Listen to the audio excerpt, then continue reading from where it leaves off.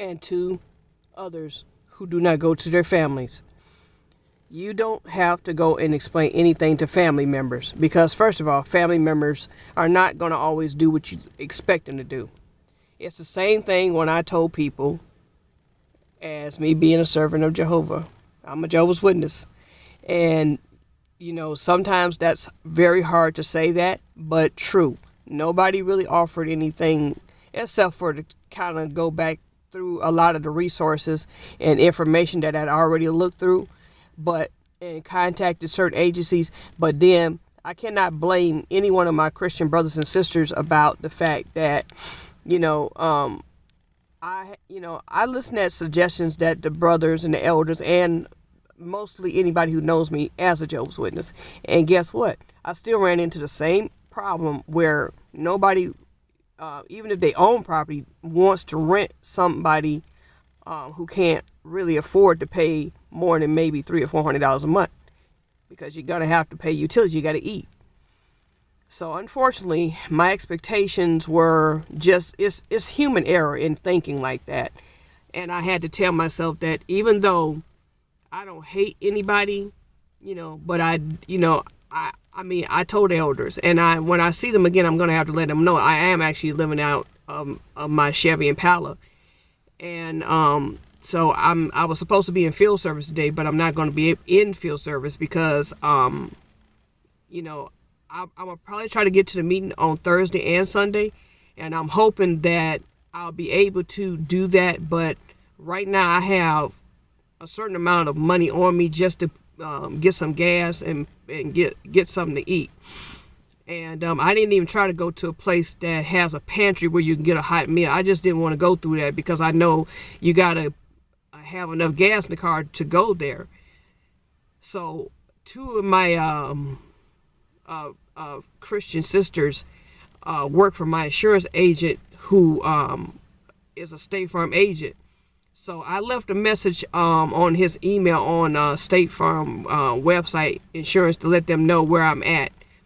And hopefully, like I said, somebody will know somebody who doesn't mind somebody renting a room or something like that. But unfortunately, you can't take that out on people. No matter if you are a member of the church, or in my case, I'm a person who's homeless. I'm a Jehovah's Witness, and my expectations were disappointing because of, like I said, my own thinking and human error. And that's what that means, to have to still put faith and trust in Jehovah, that Jehovah sees the situation. Even though I did lose my temper the other day after going back to the Bishop Cosgrove Center the other day, and I got down there and there was like 9 people waiting to see the intake person.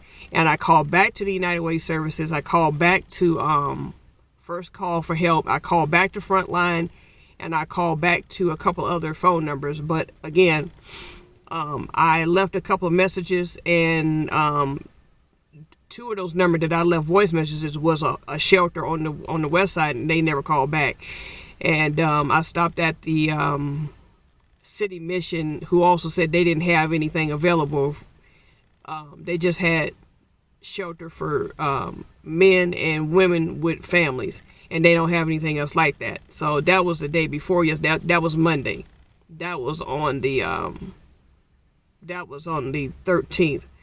So I stopped on the way back, and at that point I really broke down and I started crying because I realized that it's a very destitute situation for myself and other people as well. So I pray that all of us will be safe, and I pray that all of us who are servants of Jehovah, that you keep the brothers and sisters informed of what's going on and where you're at, even if you're staying in a vehicle somewhere. And hopefully, if once they know that, you still can't take it out on people who are your brothers and sisters, because they won't offer you a place to stay, or they won't offer you to come room and board someplace where they know somebody who knows someone who will do that for you on your behalf.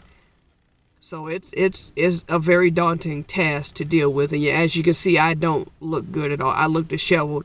I just did wake up about an hour and 45 minutes ago, and I am really cold. My toes and my feet are cold, and I'm really shaking because I really had to take that one blanket, and I really had to pull that blanket around me just to get to keep warm. And I may have to go and find some place that hands out blankets and stuff today. I don't know if I'm going to find a place like that. I hope I can. I'm gonna call around and I'm gonna see if I can get somebody who has blankets and stuff like that. Because I can't afford to buy anything else right now. The only thing I can do is just keep some money on hand. And I bought a pizza yesterday, and I got some money. I may be able to get me some of them little donut sticks, and I got some pop. But and I went to Walgreens. I got some of that antibacterial soap and stuff. So it's really hard not to break down now and say I'm really on the brink of wanting to break down and cry, because this is so stressful. And it was so scary that I was waking up finding my feet. My feet were so cold last night that they were numb. And it's only, that I turned the car on because I put some gas in the car yesterday morning at a gas station. So I'm hoping that today will turn out to be better than it did, even though I survived another night living in my car off a street on the east side of Cleveland.